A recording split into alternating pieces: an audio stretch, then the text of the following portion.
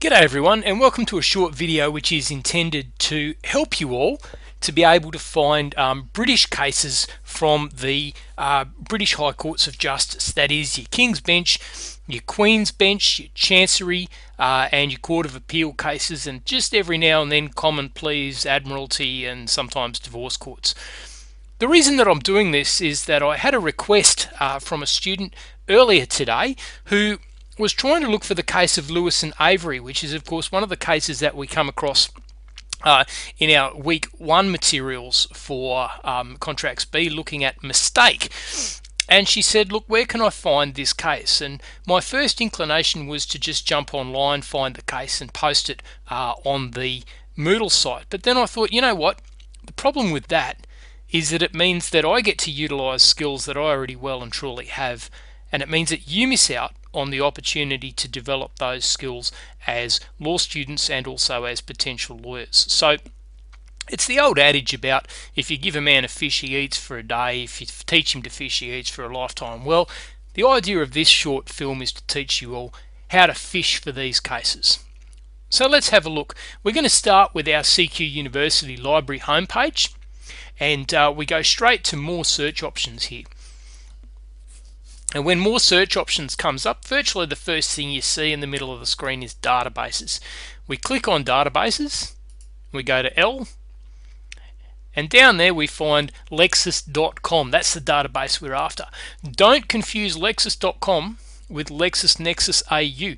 LexisNexis AU is primarily an Australian focused product, and it's a great Australian focused product, but it doesn't have the overseas cases that we're looking for in this case. So we click on Lexis.com, it will prompt us for our password, and then it will open up to this screen here, which is your main Lexis.com screen.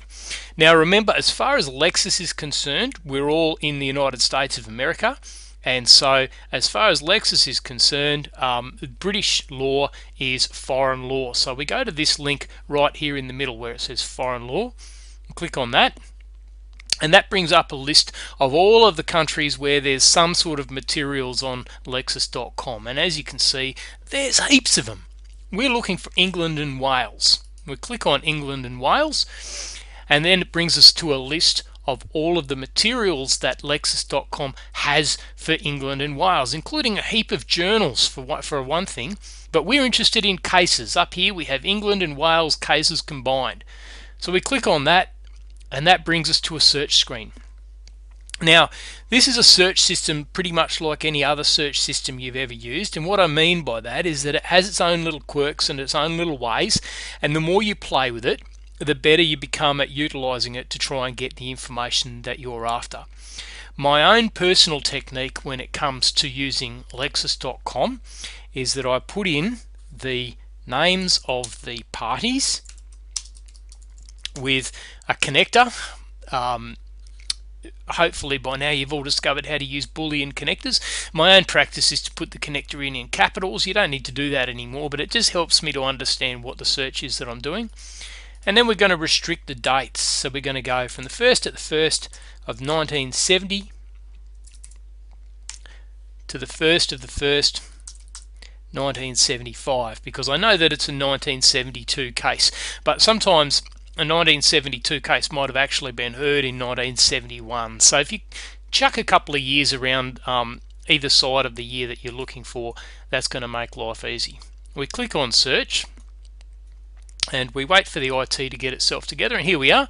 We have a very short list of hits, which is what I always like to see, and the reference that we were given was 1972 volume 1 Queen's Bench 198, and here we have it right here, 1972 volume 1 Queen's Bench 198. So we click on the case name there, and what do you know, here we are. Here we have the entire case for Lewis and Avery. Now, having brought the case up, what we can then do over on the right hand side here, we can download it, we can print it, we can email it, and so we can get the materials to then read offline. Now, one thing that you will notice in the way that this is set out is that it's set out in a computerized format. It's not set out as you would have seen it in the old law reports, and that can take a little bit of getting used to.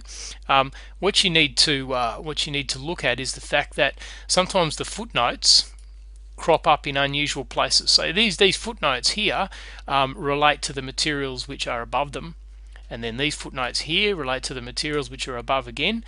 So you see over here next to the French jurisprudence, we've got footnote number 3, and that's footnote number 3 right there. Okay, so it is a little bit more difficult to use than your standard law report, but there's all of the information right there. That was really easy. That's how you find British case law. Now why don't you go and have a crack yourself? I hope this is a useful skill for you, probably much more useful to you than me simply stacking all of the cases up on the Moodle site. Glad to have shared a new skill with you. Have fun.